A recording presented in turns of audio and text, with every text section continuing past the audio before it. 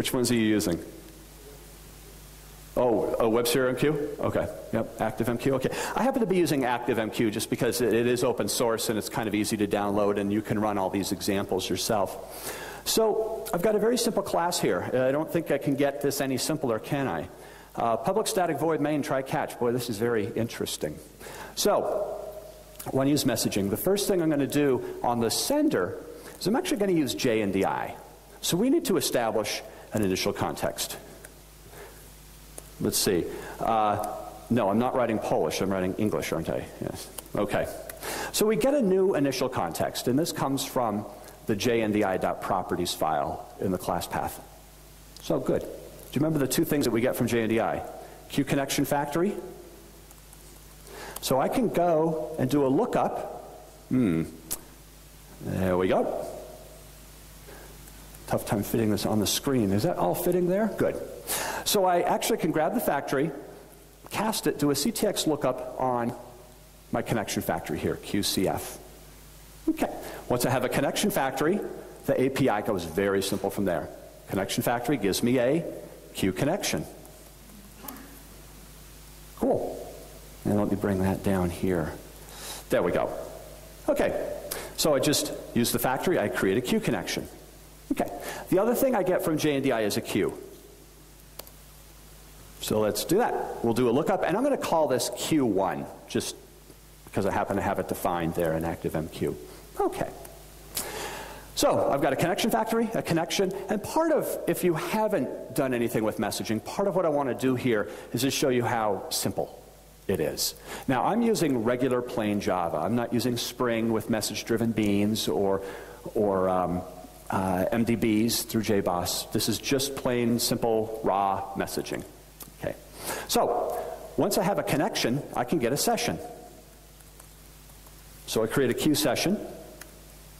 And the queue session, bring that down, takes, so connection, create queue session, takes two parameters. It tells me whether the session is transacted or not. We can do a lot of coding tomorrow on that kind of stuff as well, saying the difference is why you would transact sessions. That's another topic that I had on the list. And also the acknowledgement mode. We can go through all of those ones as well. Lots of stuff we can do tomorrow. Okay, so now I've got a session.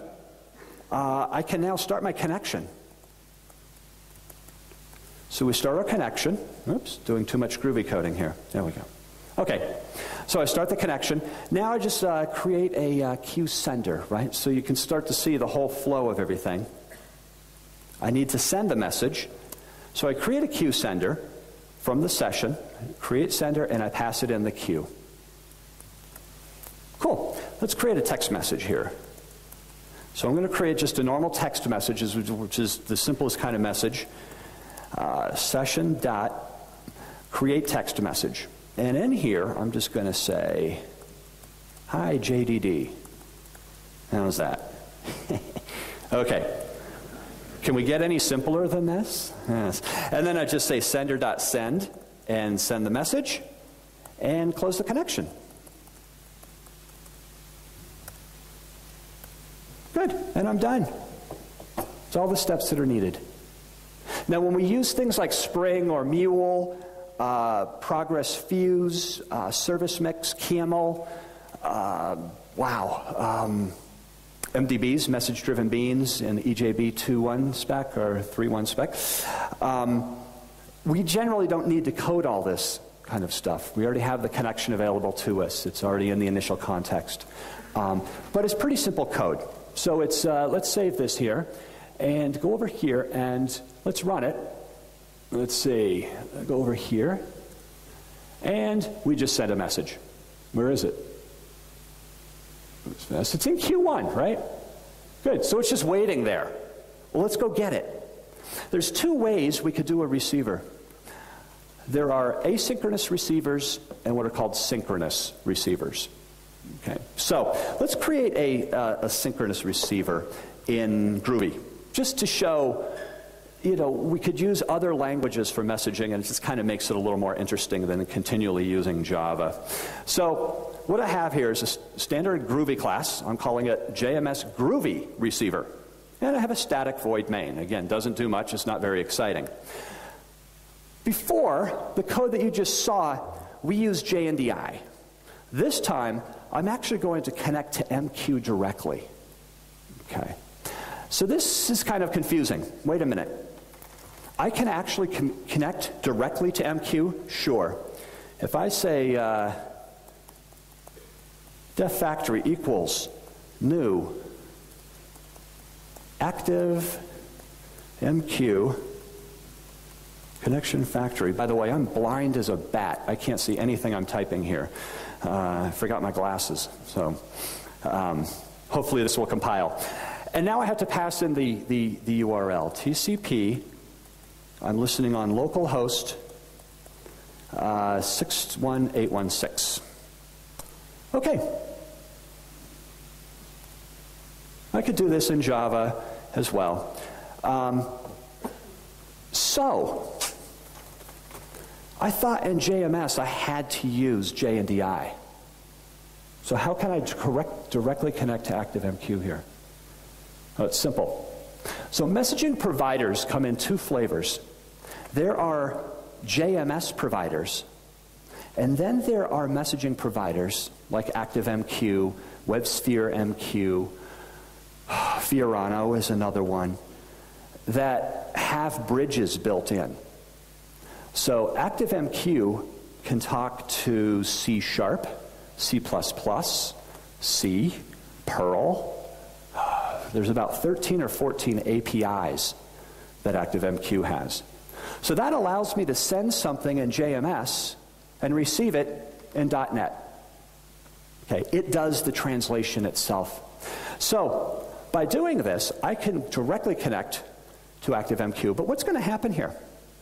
What's going to happen? My sender I can use with any provider. I can switch to OpenJMS, which is a Java-only provider. But here I can't. So that's one of the disadvantages, in my opinion, of connecting directly. But I just wanted to show you another way to be able to do that. So when we have a factory, I can create a connection. Whoops. Cool. Wow, don't need semicolons. Groovy, this is so nice. Okay, so now I created a connection. Remember, from a connection, we also need a session, right? So I can say connection dot, let's create, let's create our session. Remember, it had false, which was whether it was transacted or not, and then my acknowledgement mode, which I'm just going to use auto-acknowledge. Good. So I've got a session. Let's see, I need a queue, don't I? So I'm not getting it from JNDI. I'm getting it from ActiveMQ directly. So I can say def queue equals session dot create queue. And in this case, I can't use the JNDI name. I need to use the actual physical name of the queue, which is jms.q1. Notice in the JNDI I just used Q1, but I'm actually talking ActiveMQ directly now. Okay, good. Let's see, I have a factory, a connection, a session, a queue. What do I need? Oh, a receiver. Let's create a receiver. So we create that from our session as well. And I pass in the queue. Beautiful. Do I need anything else? Factory, connection, session, queue, and a receiver. So notice I'm not implementing message listener here at all. If I chose to implement message listener in this class, I would then have to override the onMessage method, which means I'm starting two threads, my own and a separate listener that actually has the onMessage callback. But just for simplicity and the fact that we want to get to some other good stuff, I'm just going to use a blocking receiver, a synchronous receiver. So what I'm going to do here is I'm going to start the connection. Okay, so I start my connection, and then while true, basically I'm just going to listen for messages. Let's do a print line, waiting for messages, groovy. There we go. Now I want to receive a message. Def message equals, and I just say a receiver dot receive.